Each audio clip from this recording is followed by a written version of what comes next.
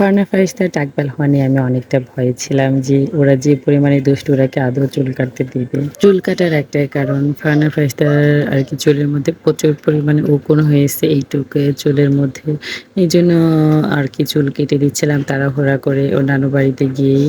এদিকে ওর ছোট নানি আরকি চুল কেটে দিচ্ছে। জন্মের পর থেকে ওর এই নানিটাই আরকি ওদের চুল যতবার মাথায় টাক করেছি আমার এই কাকি আরকি ওদেরকে টাক করে দিয়েছে। এইবারও একটু বড় হয়েছে তো এইজন্য আরকি বেশি ভয়ে ছিলাম ওরা নাড়াচাড়া করবে যদি মাথাটা কেটে যায়। কিন্তু ফারিস্তা বুড়ি এত পরিমাণে লক্ষ্মী হয়ে গিয়েছিল এক ফোঁটাও আরকি বিরক্ত করে না। একদম সুন্দরভাবে বসে, বসে টাকবেলও হইছে। এদিকে সে তো টাকবেল হয়ে মহা খুশি আনন্দ। কারণ ছোট বাচ্চা তো, তো আর বোঝে না যে চুল নাই, চুল না থাকলে কি হবে কি না হবে। একটু বড় হইলে তখন চুল কাটলে আরকি একটু কান্নাকাটি করতো যে কেন আমার চুলটা কাটলা। এই তো ফারিস্তার ফাইনাল লুক, সে টাকবাল হয়েছে। আর এদিকে তার মামাতো ভাই সে টাক করছে বলে সে তার মাথা হাতাচ্ছে যে তার চুল এত বড়, বড় চুল কোথায় চলে গিয়েছে। এইদিকে ফারিস্তা টাকবাল হওয়ার পরে ফারহানেরটা কাটতে চাইছিলাম না, তার শরীরটা ভালো না। তারপরেও সে আরকি তার বোনের টাক হওয়া দেখে সে কাটবে।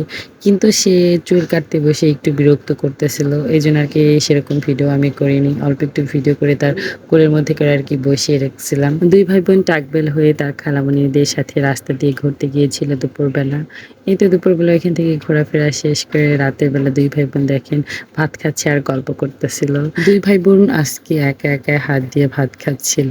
আমাদেরকে আজকে আর খাওয়াই দেওয়া লাগেনি। মাশাআল্লাহ আমার বুড়িটা আজকে হাত দিয়ে একা, একা অনেকগুলাই ভাত খেয়েছে। ছোট একটা ভিডিও কেমন লাগলো ভিডিওটা? ফারহানা ফারিস্তা টাকবেল হয়ে কেমন দেখা যাচ্ছে সবাই কমেন্টে জানিয়ে যাবেন। আমার দুষ্টু ২ টা বাচ্চার জন্য সবাই দোয়া করবেন যেন ওরা সবসময় ভালো থাকে, সুস্থ থাকে। আল্লাহ হাফেজ।